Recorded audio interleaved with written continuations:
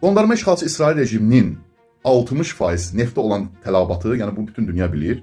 İndi biraz aşağı, biraz yuxarı müəyyən statistikalarda başqa cürə göstərirlər, digərlərini başqa cürə göstərirlər.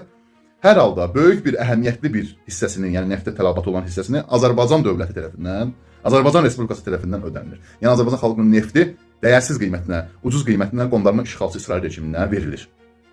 Və bu da azmış kimi bu yaxınlarda həftədə 21 uçuş həyata keçiriləcək Bakıdan qondarma işğalçı İsrail rejiminə. Və bundan əlavə ən dəhşətlisi də bundan ibarətdir ki,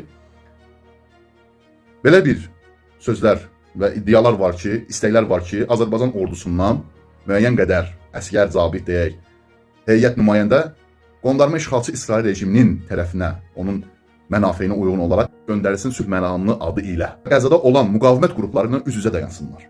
Və bunu istəyirlər həyata keçirsinlər, müsəlmanları üz-üzə qoysunlar və bundan istifadə edən troll dəstələri başlasınlar müqavimətə qarşı hürməyə, İslama qarşı, müsəlman mücahidləri, İslam mücahidlərinə qarşı hürməyə. Yəni bunların istəkləri, siyasətləri bundan ibarətdir ki, orada hər hansı bir, yəni Azərbaycandan olan nümayəndə heyəti, hərbi nümayəndə nəsə hadisə baş versin və bunlar da burada, yəni Azərbaycanda trolları vasitəsilə o Azərbaycan xalqının pulları hesabına Siyonist İsrail rejiminə nökərlik eləyənlər var ha. Onlar başlasınlar müqavimətə, İslam mücahidlərinə qarşı hürməyə.